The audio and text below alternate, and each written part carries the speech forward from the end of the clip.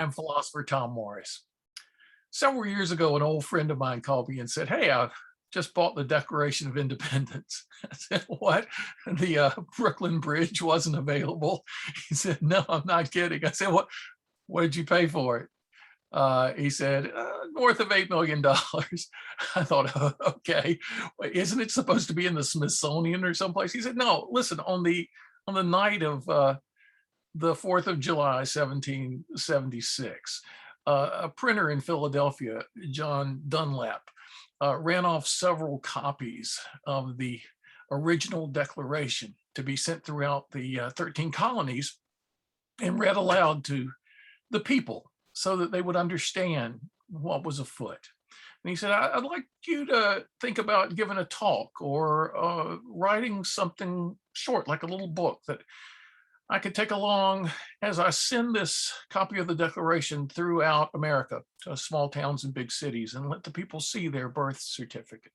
Oh, wow, what an interesting thing. So, as an adult, I went back for the first time and reread the Declaration of Independence. We don't have to go very far in the preamble to come across the phrase life, liberty, and the pursuit of happiness. And I thought, wait, what? What? A country is being founded for the pursuit of a feeling? No, that wasn't what the founders had in mind at all. The founding fathers and founding mothers, people like Abigail Adams, um, thought more deeply.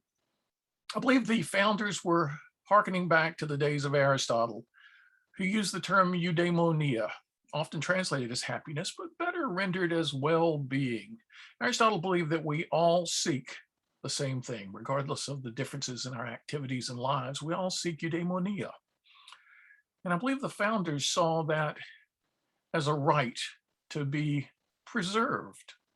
Really, when you analyze what Aristotle had in mind, you come up with a lot of factors, but they boil down to three simple things, I think: contentment plus fulfillment plus enjoyment yields happiness in the broader sense of not just a feeling, but a way of being in the world.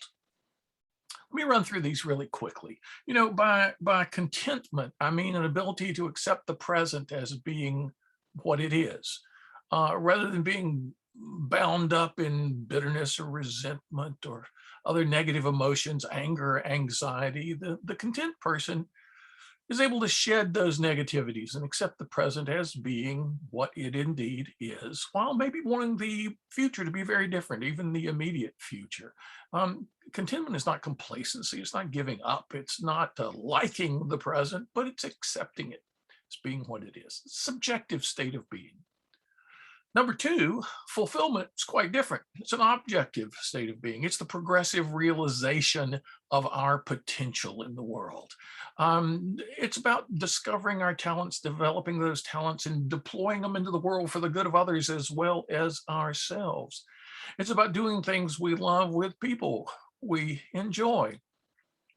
It's about having friends. It's about living our values. Is an objective thing in the world, but it has its subjective counterpart, the feeling of fulfillment that goes along with the objective state. Contentment plus fulfillment, well, plus one other thing: enjoyment.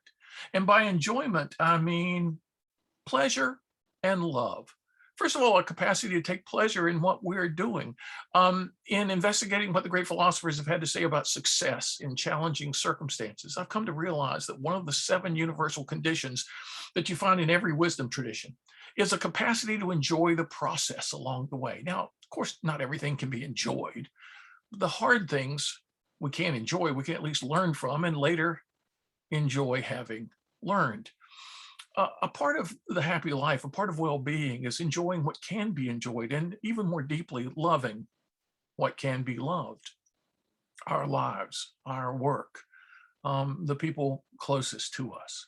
So if we can embody contentment, a subjective acceptance of the present, along with fulfillment and enjoyment, we come away toward what Aristotle thought of as eudaimonia, well-being, happiness. In fact, we may indeed attain that state.